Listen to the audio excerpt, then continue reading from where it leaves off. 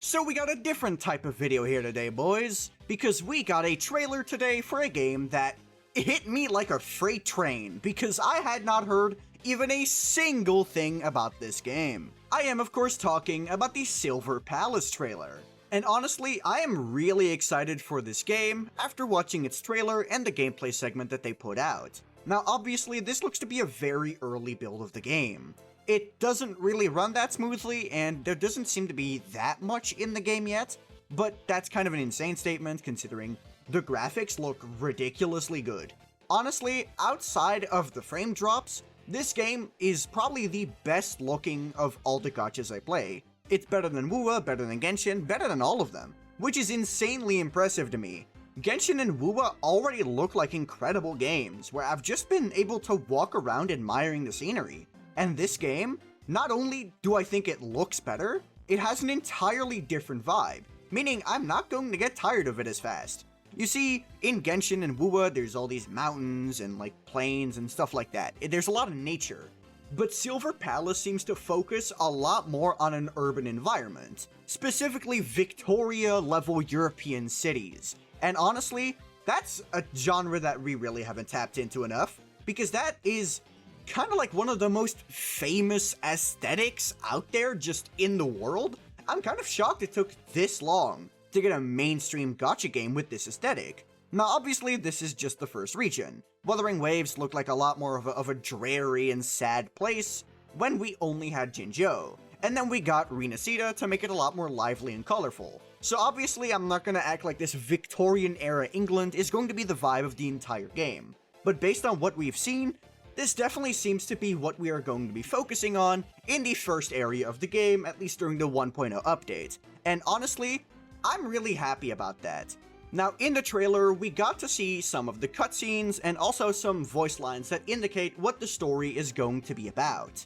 The story is going to be centered around our protagonist, which I want to talk about a bit more later, but let's just continue with what I can pick up from what we see.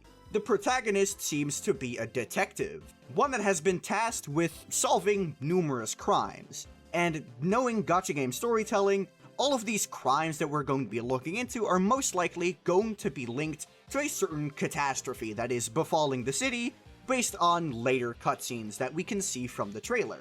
I will say one funny line out of context from the trailer is, "There is one other thing that can turn your skin black other than fire." Don't know if they're gonna retranslate that one, but out of context, that's an incredibly funny line. And the trailer seems to end with this part where the main character is sitting on this throne outside of the world, and the line that plays here is that you can only escape fate if you become the author. And I'm gonna be honest with you, I love stories about defying fate and destiny, or even about controlling fate and destiny. I know that fate and destiny are incredibly common tropes, especially in these anime-inspired games, so I'm happy that we are looking at a story where the entire point is that we're going against it. Love to see that. But now I want to talk a bit more about the main character. Because based on the little text that they have for the main character, aka the detective, on their website, as well as the fact that, you know, they have an actual job, makes me think that the main character in this game is going to have a personality.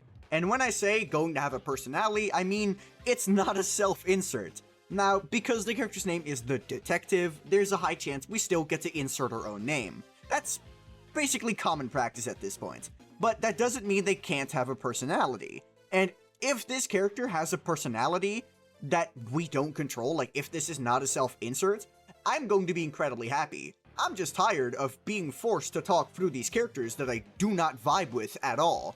Like, the Trailblazer in Star Rail, I don't identify myself with that. Traveler's essentially a wet blanket. Rover kinda just is also a wet blanket, outside of having ridiculous lore feats. But let's just say, if the detective gets their own personality, oh my god, that's going to be a big step up in my opinion.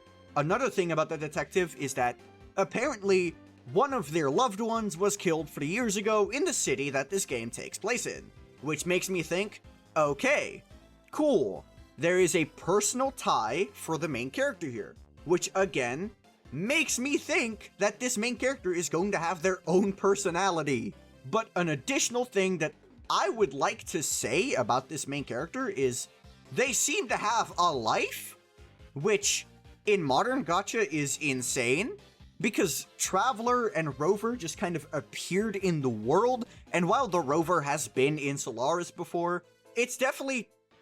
they lost all memories, so it's like, not really, it's like a blank slate. Traveler wasn't even in the world, and the Trailblazer also has no memories, and basically, what I'm trying to say here, the main character in this game seems like they're going to be an involved part of the world. They're going to have pre-established connections with the city in particular, and overall, I'm just really happy that we're done with the trope of, oh, main character with no memories, or main character that has never been in this world before.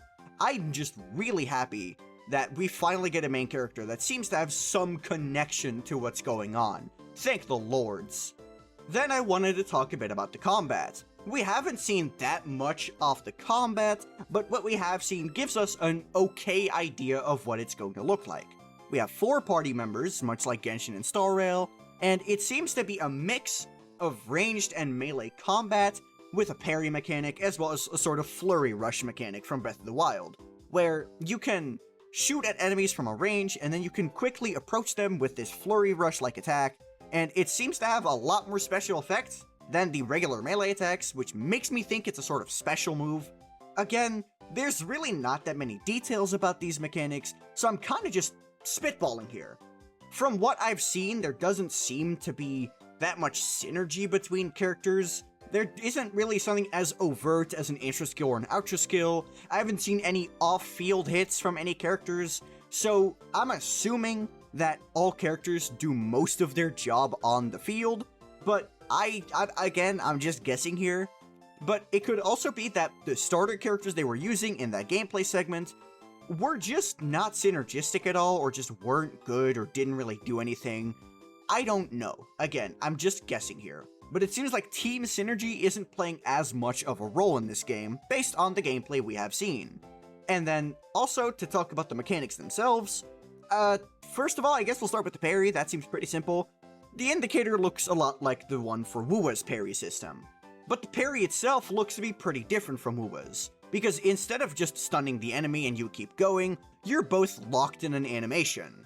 I was particularly able to see this with the detective, and because the parry seems to have its own animation, I'm pretty excited for this mechanic because it seems like there will be an actual reason to aim for parries. If it just exists to put you in an animation and you're not able to do anything else, it would be the most useless mechanic ever. So there's going to be a very high chance that there's going to be a parry counterattack of sorts that does more damage than the average attack.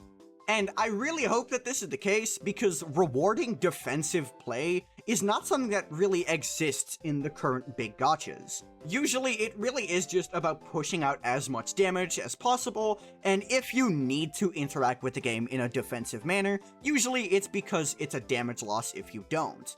So maybe it could also just be that bosses in this game are a lot more unrelenting, and not parrying will lead to your death. So we'll have to see where they go with the parry mechanic.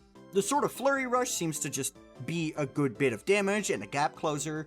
I would enjoy it if every character has both a ranged and a melee weapon, and the flurry rush is a good transitioner between melee and ranged, but again, I'm just guessing. That's what I've been able to see from the detective's gameplay, who got by far the most screen time, but we'll have to see how the rest of the characters interact with the mechanics.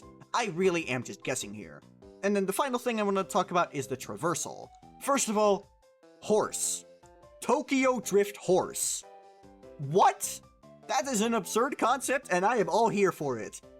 Tokyo Drift horse. But you wanna know what's more insane than Tokyo Drift horse? Tokyo Drift horse with wings. Yep, we got a Pegasus.